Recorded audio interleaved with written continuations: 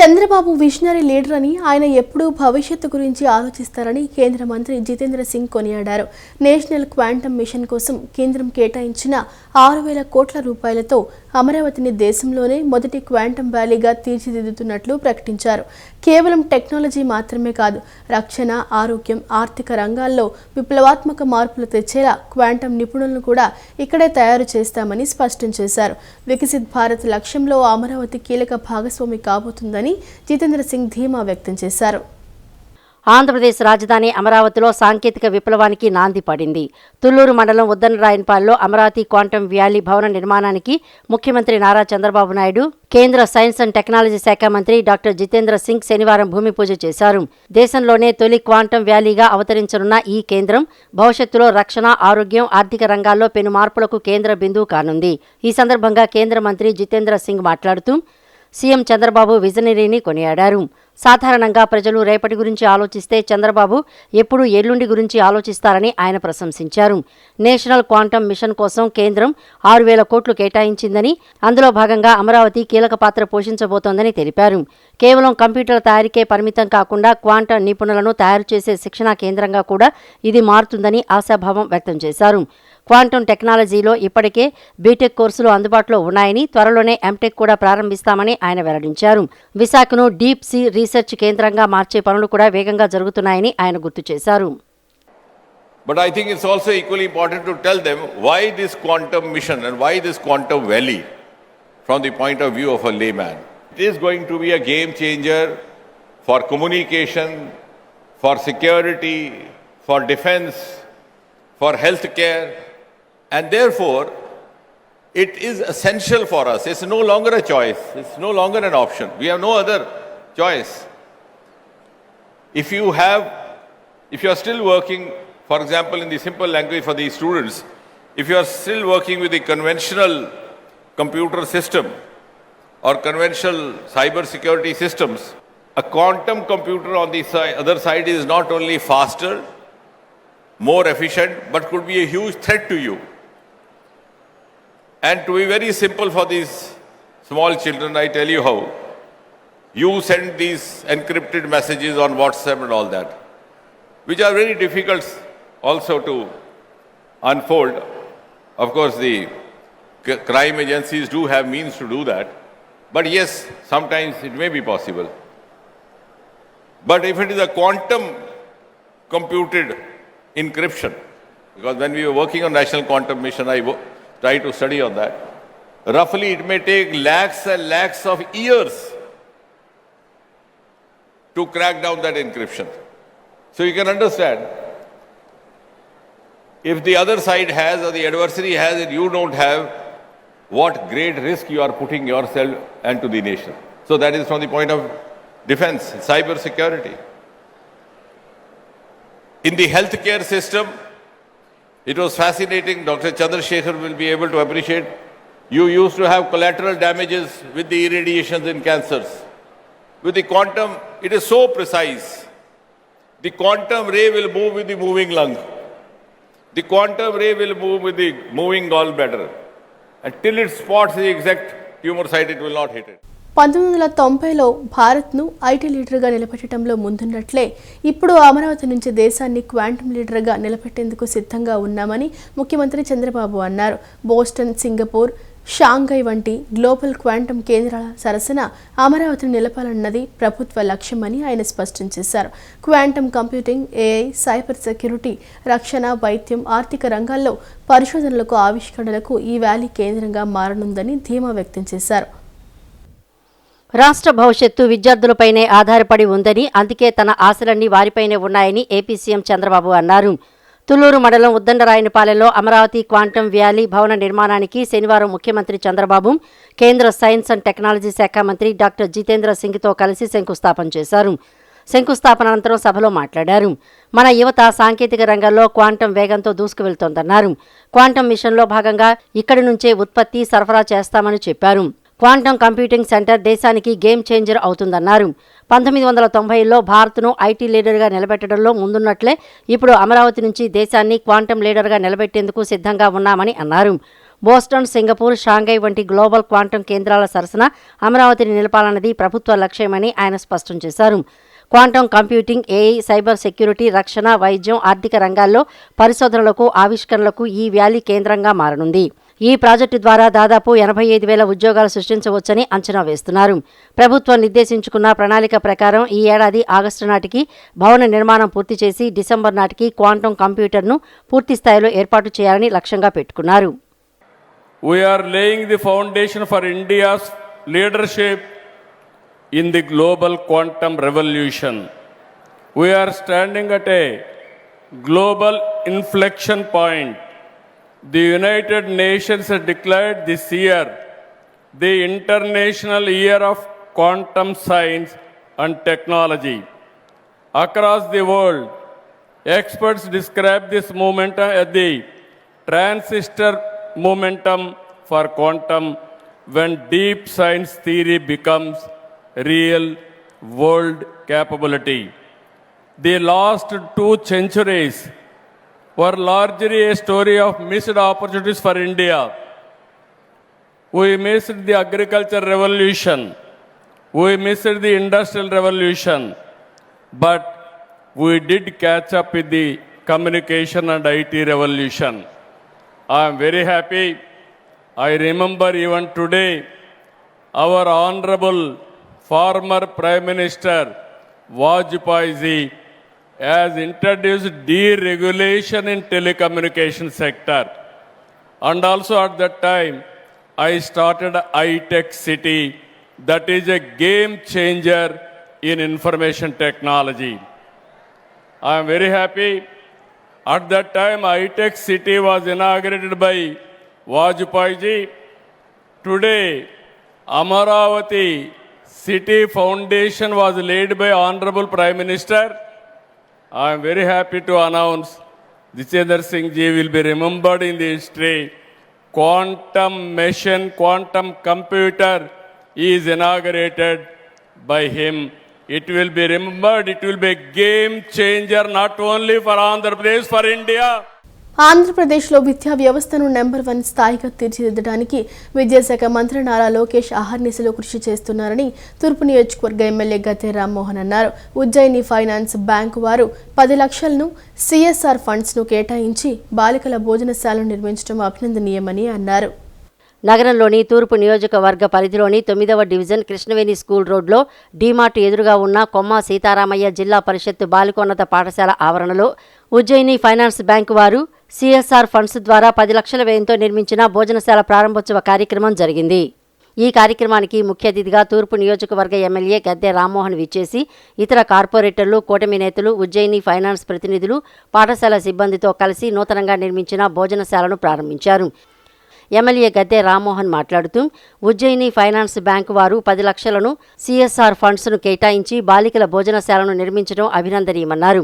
ముఖ్యమంత్రిగా చంద్రబాబు బాధ్యతలు చేపట్టాక CSR funds ద్వారా సేవా కార్యక్రమాలు చేయడానికి చాలా మంది ఉత్సాహంగా ముందుకు వస్తున్నారని చెప్పారు. విద్య, వైద్య రంగాల్లో సిఎస్ఆర్ ఫండ్స్ కేటాయించడానికి ఎక్కువ మంది ఆసక్తి చూపిస్తున్నట్లు వెల్లడించారు. నియోజకవర్గంలోని సంజయ్ కాలనీలో ఉన్న మరో మున్సిపల్ పాఠశాలలో సౌకర్యాలు కల్పించడానికి ఉజ్జయిని ఫైనాన్స్ బ్యాంకు వారు అంగీకరించడం సంతోషకరమన్నారు. పడమటలంకలోని పెద్దలు మంచిగా ఆలోచించి రాబోయే తరాల వారు చదువుకోవాలనే ఉద్దేశంతో తమ విలువైన భూములను ప్రభుత్వానికి దానంగా ఇచ్చారని తెలిపారు. ఆనాడు పెద్దలు స్థలాలను దానంగా ఇచ్చి పాఠశాలను నిర్మాణం చేయబట్టే ఇప్పుడు చాలా మంది విద్యావంతులుగా మారారని చెప్పారు. కూటమి ప్రభుత్వం అధికారంలోకి వచ్చిన వెంటనే ప్రభుత్వ విద్యా సంస్థల్లో మధ్యాహ్న భోజన పథకంలో సమూల మార్పులు చేసి నాణ్యమైన ఆహార పదార్థాలతో విద్యార్థులకు భోజనాలు పెడుతున్నామని అన్నారు. ప్రపంచంలోనే అత్యుత్తమ యూనివర్సిటీలో చదువుకున్న నారా లోకేష్ విద్యాశాఖ మంత్రిగా విద్యారంగంలో ఎన్నో సంస్కరణలు తీసుకువచ్చారని తెలిపారు. డిఎస్సిని ప్రకటించి సమర్థవంతంగా పూర్తి చేశారన్నారు. ప్రభుత్వ పాఠశాల గేటుకు అడ్మిషన్లు ఫుల్ అయ్యాయని బోర్డులు పెట్టే స్థాయికి ప్రభుత్వ పాఠశాలను తీర్చిదిద్దుతున్నామని అన్నారు. కోట్లాది రూపాయల ఆస్తులు ఇచ్చినా నిలబడవు, కానీ విద్య మాత్రం ఇస్తే ఆ పిల్లలు బాగా సెటిల్ అయ్యి వాళ్ళ కుటుంబాల్ని పేదరికం నుంచి బయటికి తీసుకొచ్చే శక్తి విద్యకు ఉంది. అలాంటి విద్యను ప్రోత్సహించడానికి ఈ కార్యక్రమాలు చేపడుతున్నందుకు, అదేవిధంగా ఈ స్కూలు అంతా అంతా ఆడపిల్లల స్కూలు, మరి ఎంతో క్రమశిక్షణగా ఉండే స్కూలు. ఈ స్కూల్లో దీనికి ఇంటర్మీడియట్ కూడా ఇవ్వడం జరిగింది. అంచెలంచెలుగా స్థలం ఇబ్బంది ఉన్నా మరి ఈ స్కూల్ యొక్క పరిస్థితులను బట్టి మరి అంచెలంచెలుగా ఈ స్కూలు అభివృద్ధి చెందుతూ ఉంది. జిల్లా పరిషత్తు కింద ఉండేది.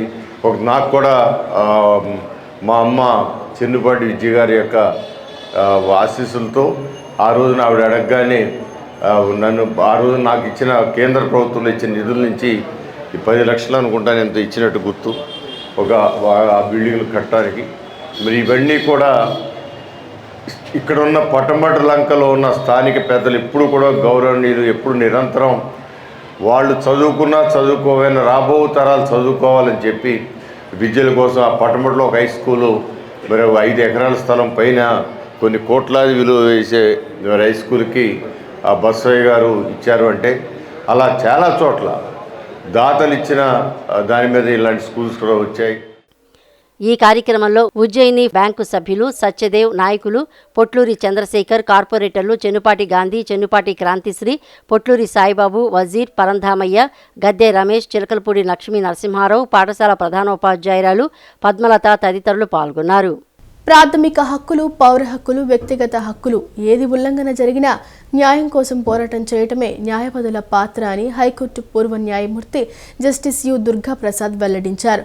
న్యాయవాద వృత్తి ఉన్నతమైనదని, దీనికి సాటి మరొక వృత్తి లేదని స్పష్టం చేశారు. Indian association of lawyers IAL ఆధ్వర్యంలో, కృష్ణా జిల్లా నగర శాఖల ఆధ్వర్యంలో కృష్ణా జిల్లా 12వ, విజయవాడ నగర 13వ సదస్సు సూర్యారావుపేటలోని రైల్వే ఫంక్షన్ హాల్లో జరిగింది.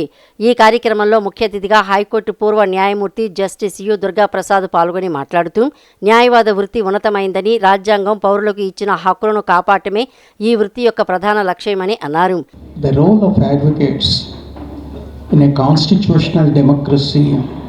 My dear advocates, I was given to understanding that most of the advocates who assembled here are the advocates practicing in trial courts.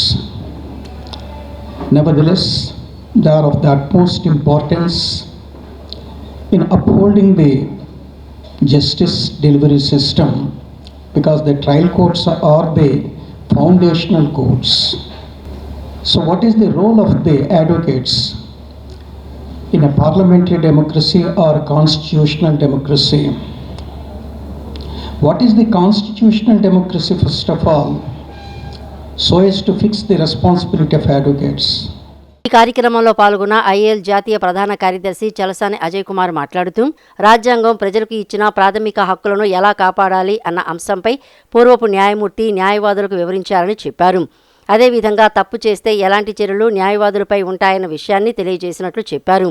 IAL స్థాపించిన నాటి నుండి ప్రజల హక్కుల పరిరక్షణ కోసం పోరాటం చేస్తున్నామన్నారు. జూనియర్ అడ్వకేట్స్ కోసం ప్రత్యేకంగా తరగతులు, పరీక్షలు నిర్వహించి వారిని ఎడ్యుకేట్ చేస్తున్నామని చెప్పారు.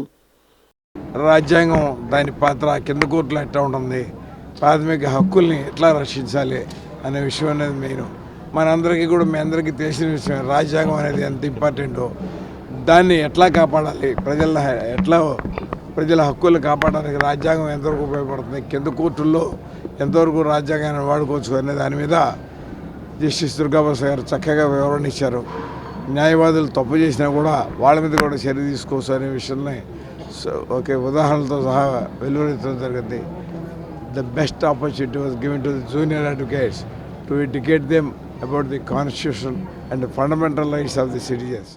Don Bosco school drone fest కార్యక్రమం విద్యార్థుల్లో దాగి ఉన్న సృజనాత్మకతను వెలికితీసేందుకు దోహదపడుతోందని ప్రభుత్వ విప్ గన్నవరం ఎమ్మెల్యే యార్లగడ్డ వెంకట్రావు తెలిపారు. పాఠశాలలో చదివేటప్పుడు విద్యార్థులు బాగా కష్టపడి చదివితే జీవితంలో బాగా రాణిస్తారని, అలా కాకుండా సమయాన్ని వృధా చేస్తే జీవితాంతం బాధపడాల్సి వస్తోందని విద్యార్థులకు సూచించారు. నగరంలోని Guru Nanak colony Don Bosco school నందు ఏర్పాటు చేసిన డ్రోన్ ఫెస్ట్ చూపులను విశేషంగా ఆకట్టుకుంది. ఈ కార్యక్రమానికి ముఖ్య అతిథిగా ప్రభుత్వ విప్ గన్నవరం ఎమ్మెల్యే యార్లగడ్డ వెంకట్రావు హాజరయ్యారు.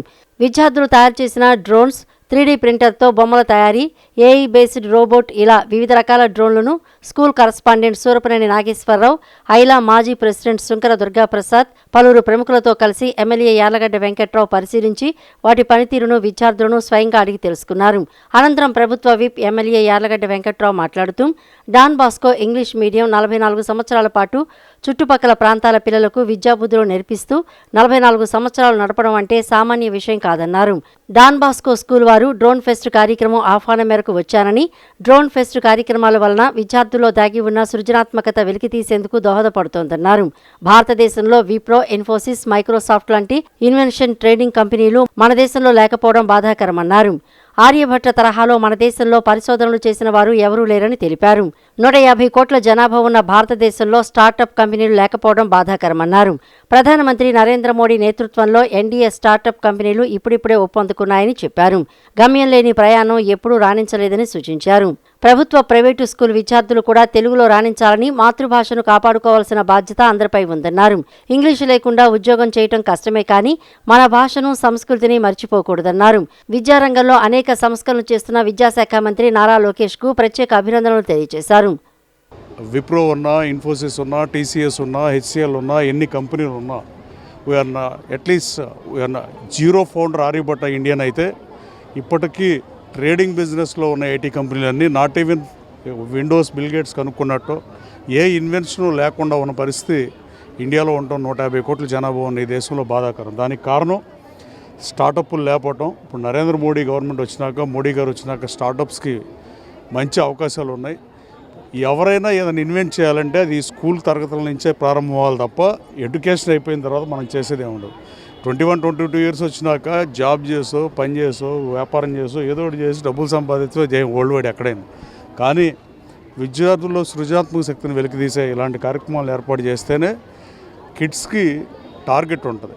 ఆ దిశగా ఏర్పాటు చేసిన డాన్ బాస్కో స్కూల్ యాజమాన్యాన్ని మనస్ఫూర్తిగా అభినందిస్తూ రాబోయే కాలంలో 50 ఇయర్స్ సెలబ్రేషన్కి డెఫినెట్గా వస్తా. అదే wish all the best to the school as well as the students who are studying here. I hope better future for all the kids. చాలామంది పిల్లలు చెప్పింది ఏంటంటే ఐఏఎస్, ఐపీఎస్, పోలీస్ గోల్ ఎక్కువ ఉన్నట్టుంది ఈ స్కూల్ పిల్లలకి. ఎందుకో నాకు తెలియదు కానీ ఎక్కువగా రోడ్డు మీద చూస్తున్నారేమో ఐ డోంట్ నో. టీచర్ అవుతానని చెప్పిన పరిస్థితి, అలాగే కొంతమంది సైంటిస్ట్ అవుతానని. టార్గెట్ లేని మనం ఒకసారి నుంచి ఇంకో ప్లేస్కి వెళ్ళాలంటే గూగుల్లో కూడా లేదా మ్యాప్ క్వెస్ట్ ఏం వాడినా ఈ టెక్నాలజీ ఇంత పెరగక ముందు కూడా యాహూ మ్యాప్స్ లాంటివి డెస్టినేషన్ లేకుండా ఎక్కడికి వెళ్ళాలో తెలియని పరిస్థితి. We need to know the destination for each and every kid. Teacher suppose to teach like what is their aim. Aimless ప్రయాణం, గమ్యం లేని ప్రయాణం ఎప్పుడు రాణించదు. ఏమవుదాం అనుకుంటే వాళ్ళకి ఇష్టమైన ఈవెంట్లో వాళ్ళు బెస్ట్ అయ్యేటట్టుగా ఈ స్కూల్ అందు నేను మనస్ఫూర్తిగా నమ్ముతున్నాను. స్కూల్ కరస్పాండెంట్ సూరపనేని నాగేశ్వరరావు మాట్లాడుతూ, మా ఆహ్వానం మేరకు డ్రోన్ ఫెస్ట్కు విచ్చేసిన ప్రభుత్వ విప్ గన్నవరం ఎమ్మెల్యే యార్లగడ్డ వెంకట్రావుకు కృతజ్ఞతలు తెలియజేశారు. గంట సమయం విద్యార్థులతో గడిపి తయారు చేసిన వివిధ రకాల డ్రోన్ ప్రాజెక్టులను పరిశీలించి ముచ్చటించడం ఆనందంగా ఉందని తెలిపారు. మేము పిలవగానే వచ్చిన Gannavaram MLA whip government of Andhra Pradesh Venkatrao గారికి చాలా కృతజ్ఞతలు. అంతేకాకుండా ఒక గంట పాటు ప్రతి ప్రాజెక్ట్ని పరిశీలించి పిల్లలందరితో మాట్లాడి వాళ్ళు ఏమవుతారో తెలుసుకుని వాళ్ళకు ఒక ఇన్స్పిరేషన్ నింపిన వారికి మనస్ఫూర్తిగా అభినందనలు తెలియజేస్తాను. గుంటూరు జిల్లా తాడేపల్లి కనకదుర్గ వారధి కింద ఉన్న శ్రీ శృంగేరి శారదాపీఠ పరిపాలిత భవానీ జలశంకర దేవాలయంలో నవగ్రహాలు, శ్రీ జంట నాగేంద్ర స్వామి వార్ల విగ్రహ ప్రతిష్ఠన మహోత్సవాలు వైభవంగా జరుగుతున్నాయి. ఉత్సవాల్లో భాగంగా నేడు ప్రాతకాల పూజలు, హోమ జపాలు, శేషాదివాసం నిర్వహించారు. ఈ కార్యక్రమంలో భక్తులు అధిక సంఖ్యలో పాల్గొన్నారు. రేపు ఉదయం 4:59 విగ్రహాలను ప్రతిష్ఠించనున్నారు. గుంటూరు జిల్లా తాడేపల్లి కనకదుర్గ వారధి కింద ఉన్న శ్రీ శృంగేరి శారదాపీఠ పరిపాలిత భవానీ జలశంకర దేవాలయంలో నవగ్రహాలు, శ్రీ జంట నాగేంద్ర స్వామి వార్ల విగ్రహ ప్రతిష్టాపన మహోత్సవాలు ఘనంగా జరుగుతున్నాయి. ఉత్సవాలలో భాగంగా నేడు ప్రాతకాల పూజలు, హోమ జపాలు, శేషాదివాసం నిర్వహించారు. ఈ కార్యక్రమంలో భక్తులు అధిక సంఖ్యలో పాల్గొన్నారు. ఈ సందర్భంగా ఆలయ నిర్వాహకులు మాట్లాడుతూ, ఆలయంలో ఈశ్వరుడు, పార్వతీ అమ్మవారు, సుబ్రహ్మణ్యేశ్వర స్వామి, వినాయకుడిని ప్రతిష్ఠించిన తర్వాత స్వామివారి కోరిక మేరకు నవగ్రహాలు, జంట నాగులు నిర్మాణం చేయాలని ఆలోచించి జగద్గురువుల దగ్గరికి వెళ్లి వారి ఆశీస్సులు తీసుకున్నామని చెప్పారు. భక్తుల సహాయంతో నవగ్రహాలు, జంట నాగుల విగ్రహాలు తయారు చేయించి ఆలయ నిర్మాణం చేయించడం జరిగిందన్నారు. వాస్తుపరంగా నిర్మాణం చేయించడం జరిగిందని తెలిపారు. కృష్ణానది ఇసుక తినెలో నీటి కుంట చేసి నేడు విగ్రహాలన్నింటినీ అందులో జలాదివాసం చేశామన్నారు. సాయంత్రం ఆ విగ్రహాలన్నిటికీ శుభ్రంగా స్నానాధికాలు చేసిన తర్వాత ప్రాణప్రతిష్ఠ చేసేందుకు చేసే క్రతువును నిర్వహిస్తామని తెలిపారు. రేపు ఉదయం 4:59 విగ్రహాల ప్రతిష్ఠ జరుగుతుందన్నారు. ఉదయం 10 గంటలకు పూర్ణాహుతి జరుగుతుందని తెలిపారు. భక్తులకు పరిపూర్ణ ఆరోగ్యం కోసం నాగేంద్రుడిది సుబ్రహ్మణ్య స్వామి హోమం, రుద్రహోమం, నవగ్రహాల హోమం చేస్తున్నట్లు చెప్పారు. రేపు ఉదయం 11 గంటలకు సుబ్రహ్మణ్య స్వామి కళ్యాణం జరుగుతుందన్నారు. వారి అనుగ్రహంతో దీన్ని ఇట్లా పునర్నిర్మాణం చేసి గురువుగారి యొక్క ఆశీస్సులతో కుంభాభిషేకం జరిగినప్పటి నుంచి ఇది రోజు రోజుకి ప్రవర్ధమానంగా ఎదుగుతూ వారి యొక్క సంకల్పంతో వీరి యొక్క ఆలోచనతో ఇక్కడ ఈశ్వరుడు, పార్వతీ అమ్మవారు, సుబ్రహ్మణ్యేశ్వర స్వామి, వినాయకుడు ప్రతిష్ఠించిన తర్వాత స్వామివారి కోరిక మేరకు నవగ్రహాలు, జంటనాగులు కూడా ఇక్కడ నిర్మాణం చేయవలని ఆలోచించి ఆలోచించిందే తడవుగా జగద్గురువుల దగ్గరికి వెళ్ళి వారి యొక్క పరిపూర్ణమైన ఆశీస్సులు తీసుకుని అనుకునే తొడగా అతి తక్కువ సమయంలో భక్తుల సహాయంతో ఈ నవగ్రహాలు అట్లాగే జంటనాగులు నాగేంద్రుని విగ్రహాలన్నీ తయారు చేయించి ఆ ఆలయ నిర్మాణాన్ని కూడా చేయటం జరిగింది. అట్లాగే ఈ దేవాలయాన్ని కూడా వాస్తుపరంగా కూడా గోటేటి పాములు గారు ఉత్తరం వైపు కానీ తూర్పు వైపు కానీ దేవాలయాన్ని వాస్తుకు అనురితంగా నిర్మాణం చేయించి అతి తొందరగా కూడా శీఘ్రంగా కూడా నిర్మాణం జరిగి గురువు యొక్క ఆశీస్సులతో నవంబర్లో ముహూర్తం పెట్టినప్పటికీ ఈ కృష్ణానది పరివాహంలో ఉండి ఈసారి 11 సార్లు ఈ నది పొంగటం వలన జలేశ్వరుడు ఆ నీటిలో తేలియాడుతూ ఉండటం జరిగింది. దానివల్ల మళ్ళీ తిరిగి ఫిబ్రవరిలో 6, 7, 8 ప్రయాణికంతో గుంటూరు రామచంద్ర యాజులు గారి సపరివారం అంతా కూడా ఈ అగ్ని ప్రతిష్టా కార్యక్రమాన్ని కూడా పర్యవేక్షిస్తున్నారు. ఈ ప్రతిష్టా కార్యక్రమం అంతా ఇవాళ 2వ రోజు జరుగుతోంది. తగినంత ఆదరణ లేక కనుమరుగయ్యే ప్రమాదంలో ఉన్న ఆంధ్ర నాట్యాన్ని కేంద్ర సాంస్కృతిక మంత్రిత్వ స్థాయిలో కూచిపూడి, భరతనాట్యాల సరసన ప్రధాన నృత్య రూపంగా గుర్తించే విధంగా 2 తెలుగు రాష్ట్రాలు ప్రభుత్వాలు చొరవ తీసుకోవాలని విజ్ఞప్తి చేశారు. ఈ నెల 8వ తేదీ అనగా రేపు ఆదివారం స్వరనర్తన సంగీత నృత్య శిక్షణ సంస్థ ఆధ్వర్యంలో సాయంత్రం 6 గంటలకు మాకినేని బసవపునయ విజ్ఞాన కేంద్రం నందు ఆంధ్ర నాట్య సంగమం పేరిట సాంస్కృతిక నృత్య ప్రదర్శనలు నిర్వహిస్తున్నామని సంగీత ప్రియులు హాజరై విజయవంతం చేయవలసిందిగా కోరుచున్నారు. నగరంలోని ఎంజీ రోడ్ బాలోత్సవ భవన్ స్వర నర్తన సంగీత నృత్య శిక్షణా సంస్థ వ్యవస్థాపకులు దెందులూరి పద్మామోహన్, కర్ణాటి నవత, పద్మశ్రీ ఉమామహేశ్వరి, గోళ నారాయణరావు, నటరాజ రామకృష్ణ శిష్య బృందం కలిసి మీడియా సమావేశాన్ని నిర్వహించారు. పద్మామోహన్, కర్ణాటి నవత మాట్లాడుతూ ఈ నెల 8వ తేదీ అనగా రేపు ఆదివారం స్వర నర్తన సంగీత నృత్య శిక్షణా సంస్థ ఆధ్వర్యంలో సాయంత్రం 6 గంటలకు మాకినేని బసవపున్నయ్య విజ్ఞాన కేంద్రం నందు ఆంధ్ర నాట్య సంగమం పేరిట సాంస్కృతిక నృత్య ప్రదర్శనలు నిర్వహిస్తున్నట్లు తెలిపారు. నృత్య ప్రదర్శనకు సంబంధించి బ్రోచర్ను ఆవిష్కరించారు. 2025 ఆంధ్ర నాట్య సంగమం నృత్య పోటీల్లో విజేతలైన విద్యార్థులచే నృత్య ప్రదర్శన శ్రీమతి పద్మామోహన్ దెందులూరి ప్రత్యేక నవ జనార్దన పారిజాత ప్రదర్శన చేయనున్నట్లు తెలిపారు. తెలుగు జాతి గర్వించదగ్గ ప్రాచీన నృత్య కళారూపం ఆంధ్ర నాట్యం విస్మృతికి గురవుతున్న ఈ అద్భుత కళను పునరుద్ధరించి ప్రపంచ స్థాయిలో గుర్తింపు మహనీయులు భరత కళా ప్రపూర్ణ పద్మశ్రీ నటరాజ రామకృష్ణ అని కొనియాడారు. ఈ ఆంధ్రనాట్యం బేసిక్గా ఏంటిది, దాని మూలాలు ఎక్కడున్నాయంటే బౌద్ధారామాలలో కూడా స్త్రీలు నాట్యం చేసేవారట. అలాంటి సాంప్రదాయం మనకు ఆలయాలు ఏర్పడిన తర్వాత ఆలయాలలో సంగీత కళాకారులను కానీ నృత్య కళాకారులను కానీ వాళ్ళని ఏర్పరిచి మన భారతీయ శాస్త్రీయ సంగీత నృత్య సంప్రదాయాల్ని ఆలయ ప్రాంగణంలో వారు ఏర్పాటు చేసి దాని ప్రచారంలో తెచ్చారు. దీనికి కావాల్సినటువంటి ఆధారాలన్నీ మనకు చారిత్రకంగా దొరుకుతాయి. తర్వాత ఇన్స్క్రిప్షన్స్ మనకి దీంట్లో కూడా దొరుకుతాయి అన్నమాట, శాసనాలలో కూడా దొరుకుతాయి. ఎంతోమంది నృత్య కళాకారులు ఆలయానికి అంకితమై వారి జీవితాలను సాక్రిఫైస్ చేసి వాళ్ళు ఆర్జించిన సొమ్మును కూడా మళ్ళీ ప్రజాసేవ కోసం ఖర్చు చేసినట్టుగా మనకు శాస్త్రీయ ఆధారాలు ఎన్నో దొరుకుతాయి అన్నమాట.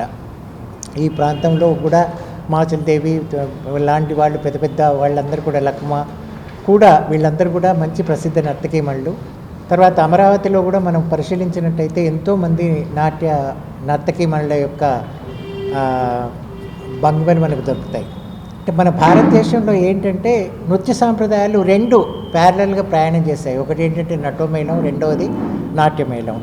నాట్యమేళం అంటే పురుషులు వాళ్ళు ఇతర ప్రాంతాలకు వెళ్ళి మన చరిత్ర, సంస్కృతి, మన ఆచార వ్యవహారాలు, ఆర్థిక వ్యవహారాలు, సమాజ ఇవన్నీ కూడా ప్రచారం చేస్తూ ఊరూర తిరిగి మన భారతీయ సంస్కృతి ప్రచారం చేశారు. సెంట్రల్ బ్యాంక్ ఆఫ్ ఇండియా ఎల్లప్పుడూ ఎంఎస్ఎంఈ రంగానికి అండగా ఉండి వ్యాపార వృద్ధికి పూర్తిగా సహకరిస్తోందని zonal head K Dhara Singh Naik భరోసా ఇచ్చారు. వ్యాపారవేత్తలు వివిధ పథకాల ద్వారా లభించే ప్రయోజనాలను బ్యాంకు ద్వారా పొంది వ్యాపారాలను మరింత వృద్ధి చేసుకోవాలని సూచించారు. నగరంలోని ఆటోనగర్లో AP MSME industries association hall నందు Central Bank of India Vijayawada ప్రాంతీయ కార్యాలయం ఆధ్వర్యంలో ఎంఎస్ఎంఈ క్రెడిట్ అవుట్ రీచ్ కార్యక్రమాన్ని ఘనంగా నిర్వహించారు. ఎంఎస్ఎంఈ రంగ వ్యాపారవేత్తలకు అవగాహన కల్పించేందుకు ఎంఎస్ఎంఈ క్రెడిట్ అవుట్ రీచ్ కార్యక్రమం విజయవాడ భవన్లో ఘనంగా నిర్వహించారు. ఈ కార్యక్రమానికి ముఖ్య అతిథులుగా zonal head K Dhara Singh Nayak, GVRK Prasad, Vijayawada ప్రాంతీయ అధికారి పి సతీష్ బాబు, కడప ప్రాంతీయ అధికారి వెంకటేశ్వరరావు, ప్రముఖ న్యాయవాది టీడీపీ రాష్ట్ర అధికార ప్రతినిధి గొట్టిపాటి రామకృష్ణ ప్రసాద్ పాల్గొన్నారు. ముఖ్య అతిథి ధారాసింగ్ నాయక్ మాట్లాడుతూ ఎంఎస్ఎంఈ రంగ అభివృద్ధికి సెంట్రల్ బ్యాంక్ ఆఫ్ ఇండియా అందిస్తున్న వివిధ ఎంఎస్ఎంఈ రుణ ఉత్పత్తులు, ప్రభుత్వ ప్రోత్సాహక పథకాలు మరియు బ్యాంకు ద్వారా అందుబాటులో ఉన్న సౌకర్యాలపై విపులంగా వివరించారు. వ్యాపారవేత్తలు వివిధ పథకాల ద్వారా లభించే ప్రయోజనాలను ఎలా పొందవచ్చో స్పష్టంగా వివరించారు. ఈ కార్యక్రమంలో అర్హులైన ఎంఎస్ఎంఈ కస్టమర్లకు రుణ మంజూరు పత్రాలు ముఖ్య అతిథుల చేతుల మీదుగా అందజేశారు. ప్రోత్సహించినటువంటి సామాన్యుల్ని ప్రముఖ పారిశ్రామికవేత్తలుగా తీర్చిదిద్దేటువంటి క్రమంలో సామాన్యులు ఇబ్బందికి గురి అవ్వబడినటువంటి అంశాలు ఏవైనా ఉంటే వాటిని కూడా గమనించి, ఎందుకంటే ప్రత్యక్షంగా మీరు రోజు కస్టమర్స్ని కలుస్తూ ఉంటారు, వాళ్ళు ఇబ్బందులు చెప్తారు కాబట్టి అది మీ నోటీస్లో పెట్టి వాటిని ఏ విధంగా చేయగలుగుతాము అని చెప్పి మనం ఆలోచించవలసినటువంటి అవసరం ఉందని చెప్పి తెలియజేస్తూ మరొకసారి మీ అందరికీ కూడా, ఎందుకంటే ఈ 10 ఇండస్ట్రీస్ని ఎంఎస్ఎంఈలో ఐడెంటిఫై చేస్తూ ఉన్నారు. ఇప్పుడు చూస్తే డిఫరెంట్ ఆఫ్ అంటే వుడెన్ ఇండస్ట్రీ అని, లేదంటే ఒక 10 ఇండస్ట్రీస్ని తీసుకోమని చెప్పి వెల్నెస్ సెంటర్స్ అని చెప్పని, అలాగే ఫార్మింగ్ చేసుకునేదానికి కానివ్వండి, అగ్రికల్చర్కి సంబంధించి వీటిని కనుక ఐడెంటిఫై చేస్తే ఈ కామర్స్ బిజినెస్లు ఇవన్నీ కూడా హ్యాండిక్రాఫ్ట్స్కి వీటికి బాగుంది అని చెప్పి కూడా ఇప్పుడు స్టాటిస్టిక్స్ చెప్తా ఉన్నాయి. ఎనివే మీరు చేసేటువంటి వ్యాపారం ఈరోజు మరి బ్రహ్మాండంగా ఉండటానికి భవిష్యత్తులో ఫ్యూచర్ ఎంటర్ప్రెన్యూర్స్ ఎవరైతే ఉంటారో వారికి బ్యాంకు ఈ విధంగా మీకు అవగాహన కల్పించడం కోసం ఏర్పాటు చేసిన ఈ కార్యక్రమాన్ని సద్వినియోగం.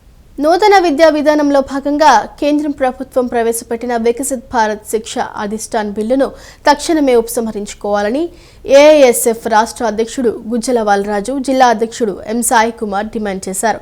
విద్యారంగాన్ని కాషాయీకరణ చేయాలనే సంకల్పంతోనే కేంద్రంలోని నరేంద్ర మోదీ ప్రభుత్వం ఈ బిల్లును తెస్తోందని ధ్వజమెత్తారు. రాష్ట్రంలోని కూటమి ప్రభుత్వం ఈ బిల్లును అమలు చేయకుండా తిరస్కరించాలని ఆయన కోరారు.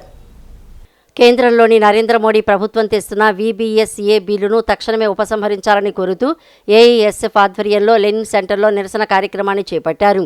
ఈ ఆందోళనకు ఏఐఎస్ఎఫ్ రాష్ట్ర అధ్యక్షులు గుజ్జల వలరాజు, జిల్లా అధ్యక్షుడు ఎం సాయి కుమార్ నేతృత్వం వహించారు. విద్యార్థులు పెద్ద సంఖ్యలో పాల్గొని ఈ బిల్లును వ్యతిరేకిస్తూ ప్లకార్డులు ప్రదర్శిస్తూ నిరసన తెలియజేశారు. ఈ సందర్భంగా వారు మాట్లాడుతూ విద్యారంగాన్ని కాషాయీకరణ చేసేందుకే ఈ బిల్లును ప్రవేశపెడుతున్నారని ఆందోళన వ్యక్తం చేశారు. ఇప్పటికే 4500 పాఠశాలలు మూతపడ్డాయని, ఈ తరహా బిల్లులు అమలు అయితే రాష్ట్రంలో యూనివర్సిటీల హక్కులన్నీ కేంద్రం ఆధీనంలోకి వెళ్లిపోతాయని తెలిపారు. విద్యారంగాన్ని కాషాయీకరణ చేయాలన్న కుట్ర ఈ బిల్లులో దాగి ఉందని వారు ఆగ్రహం వ్యక్తం చేశారు.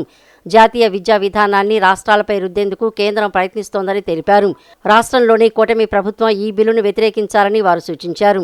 ఈ బిల్లును తిరస్కరిస్తూ అసెంబ్లీలో తీర్మానం చేయాలని సీఎం చంద్రబాబు నాయుడు విద్యాశాఖ మంత్రి లోకేష్ను కోరారు.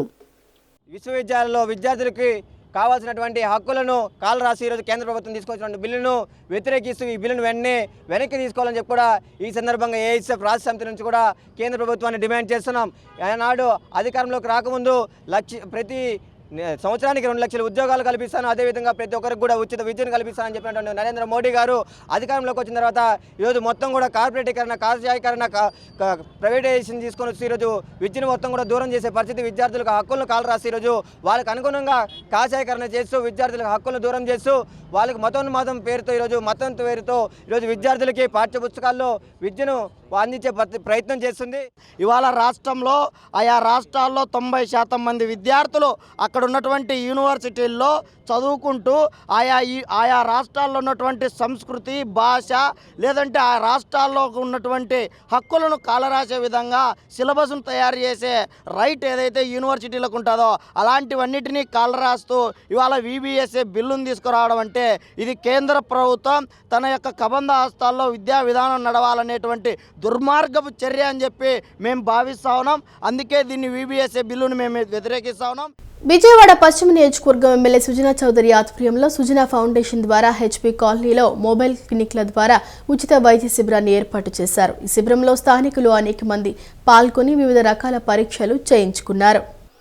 విజయవాడ పశ్చిమ నియోజకవర్గం ఎమ్మెల్యే సుజనా చౌదరి ఆధ్వర్యంలో సుజనా ఫౌండేషన్ ద్వారా HB కాలనీలో మొబైల్ క్లినిక్ ద్వారా ఉచిత వైద్య శిబిరాన్ని ఏర్పాటు చేశారు. ఈ శిబిరంలో స్థానికులు అనేక మంది పాల్గొని వివిధ రకాల పరీక్షలు చేయించుకున్నారు. పరీక్షలు చేయించుకున్న వారికి నివేదికల ఆధారంగా వైద్యులు సూచనలు సలహాలు ఇచ్చారు. ఈ సందర్భంగా మాజీ కార్పొరేటర్ ఏదుపాటి రామయ్య పేద ప్రజలకు వైద్య సేవలు అందించేందుకు ఎమ్మెల్యే సుజనా చౌదరి సొంత నిధులతో 2 మొబైల్ క్లినిక్లు ఏర్పాటు చేశారని అన్నారు. అందులో అన్ని రకాల స్క్రీనింగ్ టెస్టులు చేస్తున్నారని తెలిపారు. నియోజకవర్గంలోని అన్ని డివిజన్లలో వైద్య శిబిరాలు ఏర్పాటు చేసి వైద్య పరీక్షలు చేసి వైద్య సేవలు అందించడం జరుగుతోందని తెలిపారు. మా పశ్చిమ నియోజకవర్గంలో పేద ప్రజలు ఎక్కువ ఉంటారు. వీళ్ళందరూ కూడా ప్రతి డివిజన్లో ప్రతిరోజు ఈ కార్యక్రమానికి గౌరవ శాసనసభ్యులు సుజనా చౌదరి గారు ఏర్పాటు చేశారు. ఈరోజు మా మొదటిసారిగా 42వ డివిజన్లో హౌసింగ్ కాలనీలో ఈరోజు ఈ కార్యక్రమం నిర్వహిస్తున్నాము. ఇక్కడ ఈ ప్రాంతంలో ఉన్నటువంటి ఎక్కువ మంది పేదలు ఉంటారు. వాళ్ళందరూ కూడా ఇంటింటికి వెళ్ళి ప్రచారం చేసి వాళ్ళందరూ కూడా తీసుకొచ్చి ఇక్కడ వైద్యం చేయిస్తున్నాము. ఇంత బాగా సర్వీస్ చేస్తున్నందుకు చాలామంది ప్రజలు కూడా చాలా హ్యాపీగా ఫీల్ అవుతున్నారు. అందులో కూడా ఇక్కడ ఉన్నటువంటి స్థానిక ప్రజాప్రతినిధులు కానీ మా పశ్చిమ నియోజకవర్గానికి సంబంధించిన సీనియర్ నాయకులైనటువంటి కార్పొరేటర్లు కానీ మాజీ కార్పొరేటర్లు కానీ అధికారులు కానీ అందరూ కూడా మాకు సహకరిస్తూ చాలా హ్యాపీ. 1,32,00,000 పెట్టి 2 బస్సులు మొన్న వారం క్రితం వెంకయ్యనాయుడు ఓపెన్ చేయటం, అలాగే ఫస్ట్ వారానికి శని ఆదివారాలు శనివారం ఒక డివిజను ఆదివారం ఒక డివిజను వారానికి 2 రోజులు చేయటం, ప్లస్ మందులు కూడా స్క్రీనింగ్ టెస్టులు ప్లస్ రక్త పరీక్షలు ప్లస్ మందులు కూడా ఇవ్వటం జరుగుతుంది. జనసేన నాయకురాలు తిరుపతి అనూష మాట్లాడుతూ విద్య, వైద్యం, ఉపాధి ఎక్కడైతే ఉంటుందో ఆ ప్రాంతం అభివృద్ధి చెందుతుందని ఎమ్మెల్యే సుజనా చౌదరి చెబుతుంటారని అన్నారు. ప్రజల ఆరోగ్యం పట్ల శ్రద్ధ వహించి ఎమ్మెల్యే సుజనా చౌదరి 42వ డివిజన్లో HB కాలనీలో వైద్య శిబిరాన్ని ఏర్పాటు చేశారని చెప్పారు. ఆరోగ్యం పట్ల శ్రద్ధ వహించి ఆరోగ్యం పట్ల పెద్దపీట వేసి మరి మన సుజనా చౌదరి గారు ఎప్పుడు చెబుతూ ఉంటారు, విద్య, వైద్యం మరియు ఉపాధి ఎక్కడైతే ఉంటుందో అక్కడే డెవలప్మెంట్ కనిపిస్తుందని కూడా ఆయన చెప్పడం జరుగుతుంది. అదేవిధంగా ఆయన రూపకల్పన చేసి ఈరోజు ప్రజలందరి ఆరోగ్యం పట్ల మరి శ్రద్ధ వహిస్తూ ఇక్కడ 42వ డివిజన్లో మరి మొట్టమొదటిగా ప్రతి డివిజన్లో ఒక్కొక్క రోజు ముందు అందరికీ అవగాహన కల్పించాలని చెప్పి మరి ఇక్కడున్న లోకల్లో ఉన్న 350, 450 SFTలో చాలామంది మరి పేదవారు ఉంటారు. వీళ్ళందరికీ కూడా అందుబాటులో ఉంచాలని ఈరోజు ఇక్కడ కార్యక్రమాన్ని నిర్వహించడం జరుగుతుంది. మరి 15 ఏళ్ల క్రితం కిడ్నీ ట్రాన్స్ప్లాంటేషన్ అయిన వ్యక్తికి ఎడమ మోచేయి రక్తనాళం 13.5 సెంటీమీటర్ ఉబ్బి ప్రమాదకరంగా ఉండడంతో ఆపరేషన్ చేసి విజయవంతంగా ఉబ్బిన రక్తనాళం తొలగించామని Harsha vascular centre chief consultant vascular and endovascular surgeon doctor Shri Harsha Guttikonda తెలిపారు. రక్తనాళం ముట్టుకున్నా పగిలితే ప్రాణానికి ప్రమాదమని, తీసే క్రమంలో నరం ఏమైనా దెబ్బతింటే చెయ్యి పడిపోతుందన్నారు. అత్యవసర పరిస్థితుల్లో 2 గంటల సేపు ఆపరేషన్ చేసి నరం ఎక్కడా దెబ్బతినకుండా ఉబ్బిన రక్తనాళం బయటకు తీశామన్నారు. ఆపరేషన్ చేసి నేటికి 3వ రోజని, చేతి కదలికలు మామూలుగా ఉన్నాయని అన్నారు. విజయవాడ సూర్యారావుపేటలోని హర్ష వాస్కులర్ సెంటర్లో నిర్వహించిన విలేకరుల సమావేశంలో ఆసుపత్రి chief consultant vascular and endovascular surgeon doctor Shri Harsha Guttikonda మాట్లాడారు. 45 ఏళ్ల విక్రమ్ కుమార్ జైన్కు కిడ్నీ ట్రాన్స్ప్లాంట్ సర్జరీ 15 ఏళ్ల క్రితం చేశారని, 11 ఏళ్ల క్రితం ఎడమ చేతికి ఉన్న ఫిస్టులాను మూసివేశారని చెప్పారు. ఈ 10 ఏళ్ల క్రమంలో రక్తనాళం బుడగలాగా ఉబ్బడం మొదలైందన్నారు. అది అలాగే వదిలేస్తే బుడగ పెరిగి చిట్లి రక్తం బయటికి వస్తే ప్రాణానికి, చేతికి ప్రమాదమన్నారు. 12 నుంచి 13 సెంటీమీటర్ల రక్తనాళం బుడగలాగా ఉబ్బడం రికార్డెడ్ సైజ్ అని, విక్రమ్ కుమార్ జైన్కు రక్తనాళం 13.5 సెంటీమీటర్ ఇంటూ 7 సెంటీమీటర్ సైజు అని, చేతిలో 30 నుంచి 40% రక్తనాళం ఉబ్బిపోయి ఆసుపత్రికి వచ్చారని తెలిపారు. రక్తనాళం ముట్టుకున్నా కూడా పగిలితే ప్రాణానికి ప్రమాదమని చెప్పారు. తీసే క్రమంలో నరం ఏమైనా దెబ్బతింటే చెయ్యి పడిపోతుందన్నారు. అత్యవసర పరిస్థితుల్లో 2 గంటల సేపు ఆపరేషన్ చేసి నరం ఎక్కడ దెబ్బతినకుండా ఉబ్బిన రక్తనాళం బయటకు తీశామన్నారు. ఆపరేషన్ చేసి నేటికి 3వ రోజని, చేతి కదలికలు మామూలుగా ఉన్నాయని చెప్పారు. తీసిన రక్తనాళాన్ని పరీక్షకు పంపించడం జరిగిందని, దీని నివేదిక ఆధారంగా మున్ముందు ఏమి చికిత్స చేయాలో చేస్తామని తెలిపారు. ఆ తర్వాత ఫిస్టులా అనే ఆపరేషన్ డయాలసిస్ కోసం చేస్తారు. కానీ 11 సంవత్సరాలు అంటే ట్రాన్స్ప్లాంట్ అయిపోయిన తర్వాత డయాలసిస్ అవసరం ఉండదు కాబట్టి ఆ ఫిస్టులాని 11 ఏళ్ల క్రితం మూసేశారు. చేతికి, ఈ లెఫ్ట్ హ్యాండ్ చేతికి ఈ భాగంలో ఆ ఫిస్టులాని మూసేస్తారు. మూసేయిగా ఈ మళ్ళీ ఈ 10 ఏళ్ల క్రమంలో నిదానంగా ఆ రక్తనాళం ఉబ్బటం మొదలైంది. మామూలుగా రక్తనాళం అనేది ట్యూబులర్ ఆకారంలో సన్నగా గొట్టంలాగా ఉంటుంది. ఈ పర్టికులర్ దాని పేరు ఎన్యూరిజం అంటారు. అంటే రక్తనాళం బుడగలాగా ఉబ్బటం మొదలవుతుంది. దీని ప్రమాదం ఏంటి అంటే ఆ బుడగలాగా పెరిగి పెరిగి పెరిగి చిట్లి రక్తం బయటకు వచ్చిందంటే ప్రాణానికి దాంతోపాటు చేతికి రెండింటికి ప్రమాదమే. సో ఇప్పుడు వరకు చేసిన కేసుల్లో మేము ఈ ఎక్స్పీరియన్స్లో కానీ మొత్తం లిటరేచర్లో కానీ చూసిన దాంట్లో ఇలా డయాలసిస్ చేయించుకుని 4 ఏళ్ల తర్వాత 5 ఏళ్ల తర్వాత 12 నుంచి 13 సెంటీమీటర్ల ఎన్యూరిజం అంటే బుడగలాగా రక్తనాళం ఉబ్బటం అనేది ఇప్పుడు వరకు రికార్డెడ్ సైజు. ఈవేళ మేము ఈయనకి చేసిన size 13.5 centimetres into 7 centimetres size. అంటే చేతిలో 30 to 40% భాగం ఈ ఎలుబో అంతా కూడా రక్తనాళం ఉబ్బిపోయి వచ్చారు. సో దీని గురించి ఫస్ట్ చాలా రకాలు, ఎందుకంటే ఈ రక్తనాళం ఆపరేషన్ చేయటం అంటే ముట్టుకున్న పగిలితే ప్రాణానికి ప్రమాదం. తీసే క్రమంలో నరం ఏమన్నా డ్యామేజ్ అయిందంటే చేయి పడిపోద్ది. పైగా ట్రాన్స్ప్లాంట్ చేయటం వల్ల అన్ని రకాల మందులు వాడలేము. సో అత్యవసర పరిస్థితుల్లో ఆపరేషన్ చేయడం జరిగింది. విక్రమ్ జైన్ మాట్లాడుతూ రక్తనాళం బాగా ఉబ్బడంతో చాలా భయమేసిందని, చెయ్యి నొప్పితో పాటు మోచేయి కదిలించలేకపోయేవాడినని పేర్కొన్నారు. ఆసుపత్రికి వచ్చిన తర్వాత తనకు నమ్మకం ఏర్పడిందని, చాలా జాగ్రత్తగా ఆపరేషన్ చేశారని తెలియజేశారు. డాక్టర్ గారు ఏం చెప్పారంటే ఆ బెలూన్ లాంటిది మొత్తం నర్వ్కి టచ్ అయిపోయింది. సో ఒక్కొక్క లేయర్ తీసేయాలి, ఏమైనా కొంచెం జరిగినా హ్యాండ్ మూమెంట్ పడిపోద్ది. సో కొంచెం భయం వేసింది. కానీ హర్ష గారు మా ఫ్రెండ్ ఒకటి ఉల్లాస్ గారికి మంచి ఫ్రెండ్, ఆయన కాన్ఫిడెన్స్ చూసి నేను కూడా ఇక్కడ వచ్చాను. కాకపోతే జనరల్గా ఇంత పెద్ద ఆపరేషన్స్కి మనం వేరే సిటీస్కి వెళ్తాం, జనరల్గా హైదరాబాద్ కానీ చెన్నై కానీ బెంగళూరు కానీ ప్రిఫర్ చేస్తాం. కానీ ఆయన కాన్ఫిడెన్స్ చూసి నాకు కూడా హర్ష గారి మీద కాన్ఫిడెన్స్ వచ్చి వితిన్ 2 days అంటే 2 daysలో డిసిజన్ తీసుకున్నాం that we have to do it immediately. ఈ వార్తలు ఇంతటితో సమాప్తం. మరో బులెటిన్తో మళ్ళీ కలుసుకుందాం. అంతవరకు సెలవు. నమస్కారం.